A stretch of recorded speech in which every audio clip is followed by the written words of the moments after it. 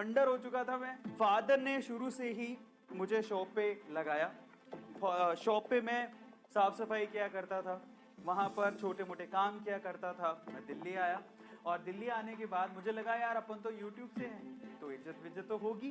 मैं पार्टी में पहुंचा। बहुत बार लोग वही बात लिख देते हैं, तेरी औकात से बड़े सपने देख रहा है तू। तो बोलता है कि तेरे पापा को हम जानते हैं, तू कल भी दुकान पे था, आज भी दुकान पे और कल भी दुकान पे बैठेगा। मैं एक बात जानता हूं, मैं किसी सब्जेक्ट का महारथी नहीं हूं, मैं कोई सब्जेक्ट या फिर कोई चीज अच्छे से नहीं जानता हूं। मैं एक चीज जानता हूं, मैं एक चीज का कलाकार हूं, और वो powerful people don't come from powerful places, powerful people make powerful places.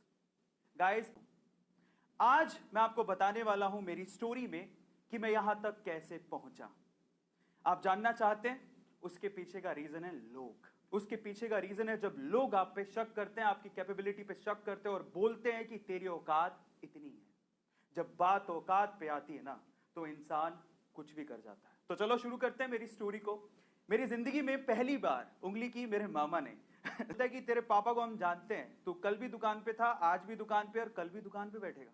हालांकि मुझे भी दुकान पे बैठना था, लेकिन वो तो भगवान बन गए यार, मेरा फ्यूचर लिख रहे हैं, मेरा फ्यूचर लिख रहे हैं।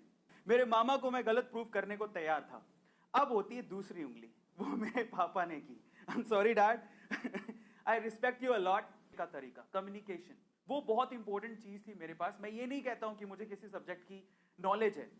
पता है एक चीज जो हर एक बंदे को सीखनी चाहिए हाउ टू सेल में, देखो ऐसा कोई दुनिया में इंसान नहीं है जो सब कुछ जानता हो, लेकिन जो इंसान ये जानता है कि किसी प्रश्न का जवाब, किसी प्रश्न का आंसर, किसी क्वेश्चन का आंसर कैसे ढूंढना है, तो वो बंदा लाइफ में कभी पीछे नहीं रह सकता। ये आप लोगों को ध्यान रखना है। परफेक्ट कोई भी नहीं होता है लाइफ में, परफेक्ट कोई भी नहीं होता, लेकिन अगर आप ये जानते हो कि किसी क्वेश्चन का आंसर कैसे ढूंढना है, तो आप लाइफ में कभी पीछे नहीं रहोगे। और कुछ ऐसा ही मेरे साथ था। सो जाने वाला सबसे इंपॉर्टेंट उंगली आने वाली है जिसने मुझे यहां तक पहुंचा दिया। वो मेरी लाइफ में एक ऐसी मूवमेंट थी जहां से मैं कंप्लीटली चेंज ही हो गया। एक्चुअली हुआ कुछ यूं था कि YouTube पे काफी अच्छा परफॉर्म कर रहा था, वहां से सिल्वर प्ले बटन जीत चुका था, अच्छा खासा केमिस्ट्री टीचर के तौर पे नाम था। तो टिकटॉक अगर आप लोगों ने सुना हो, तो टिकटॉक का उस टाइम पे क्या था, सिर्फ एंटरटेनिंग वीडियोस चलती थी। तो उनको अपना एजुटॉक शुरू करना था, और इसीलिए उन्होंने बहुत सारे अलग अलग यूट्यूब के एजुकेटर्स को इनवाइट किया एक पार्टी के अंदर, ताकि वो वहां पर टिकटॉक की जो इमेज बन गई थी, सो कॉल्ड इमेज की, वहां पर सिर्फ एंटरटेनमेंट की वीडियोस ही चलती हैं, वहां पर वो एजुकेशन को प्रमोट करने के लिए उन्होंने हमें बुलाया। मैं दिल्ली आया, और दिल्ली आने के बाद मुझे लगा यार अपन तो यूट्यूब से हैं तो इज्जत विज्जत तो होगी। मैं पार्टी में पहुंचा, कोई पूछ ही नहीं रहा। सो फाइनली वहां पर जितने ऑर्गेनाइजर्स थे उनका सबका फोकस टिकटॉक के क्रिएटर्स पे ही था, यूट्यूब वालों पे तो कुछ था ही नहीं। और एक्चुअली मैंने सोचा यार अपन यूट्यूब वाले हैं और इन्होंने स्पेशली बुलाया है एज एन एजुकेटर, शायद ही कुछ रिस्पेक्ट देंगे, कुछ रिस्पॉन्स देंगे। कुछ रिस्पॉन्स नहीं था। मैं तब घुसा एक यूट्यूबर के तौर पे टिकटॉक के अंदर, ताकि मैं टिकटॉक वालों को बता सकूं कि हम यूट्यूबर कम नहीं है। ये चैलेंज लेके मैं घुसा, और तब मैंने वहां पर शॉर्ट वीडियोस क्रिएट करने शुरू किए। और फाइनली टिकटॉक पे जब 7.2 मिलियन फॉलोअर्स मैंने बना लिए, तो रातों रात खबर आती है कि भारत सरकार ने टिकटॉक को बैन कर दिया है। मैं टिकटॉक बंद होने के बावजूद भी वीडियो क्रिएट करने बंद नहीं किए।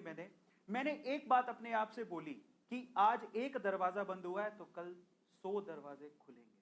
और ये बात की भनक हमें पहले लग गई थी कि ये लोग थोड़ी शॉर्ट वीडियो के प्लेटफॉर्म को छोड़ देंगे। अब मैं आपको बताता हूं कि किस्मत किसे कहते हैं।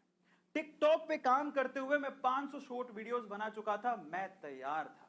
और ये बड़े बड़े प्लेयर्स यूट्यूब, इंस्टाग्राम, फेसबुक, ये शॉर्ट्स को, शॉर्ट वीडियोस के लिए प्लेटफॉर्म लॉन्च करने वाले थे। किस्मत क्या होती है पता है? किस्मत होती है, लक किसे कहते हैं मालूम है? लक क्या होता है? जब आप तैयार हो और आपके सामने अपॉर्चुनिटी भी हो। ये दोनों चीजें जब मिक्स हो जाती है तो वही किस्मत कहलाती है। और पहली बार जिंदगी में मैं अपने आप को लकी फील कर रहा था, क्योंकि मैं तैयार भी था 500 वीडियो के साथ, और मेरे सामने एक नई नई अपॉर्चुनिटी भी थी। दोनों मिली, और फाइनली रातों रात मेरा YouTube का चैनल, जो कि धीरे धीरे चल रहा था, जैसे ही YouTube पे शॉर्ट्स लॉन्च हुआ, वो चैनल सिर्फ 4 महीनों के अंदर 4 मिलियन सब्सक्राइबर्स क्रॉस कर चुका है। और इसे ही कहते हैं किस्मत। किस्मत, अगर आप किस्मत के भरोसे बैठे हो तो आप ये भी सोचो कि शायद किस्मत आपके भरोसे बैठी हो। डायलॉग आपने सुना होगा, किस्मत के भरोसे मत बैठो, सिर्फ ये सोचो कि आप लोग तैयार हो और आपके पास अपॉर्चुनिटी है क्या। दोनों की मिक्सिंग ही लक कहलाती है। फाइनली गाइस, मुझे चैलेंजेस देने वालों से कोई प्रॉब्लम नहीं है। अगर वो लोग नहीं होते तो शायद मैं यहां तक पहुंचता ही नहीं। और आजकल तो मैं अपने आप को ओपनली चैलेंज दे देता हूं। हालांकि मैं देखता हूं चैट में लोग क्या लिखते हैं। बहुत बार लोग वही बात लिख देते हैं, तेरी औकात से बड़े सपने देख रहा है तू। तो मैं उनको एक ही जवाब देता हूं। वो जवाब मेरा ये होता है कि मैं नहीं बदलूंगा अपने सपनों को अपनी सच्चाई से मैच कराने को। मैं बदलूंगा अपनी सच्चाई को ताकि वो मेरे सपनों से मैच कर सके।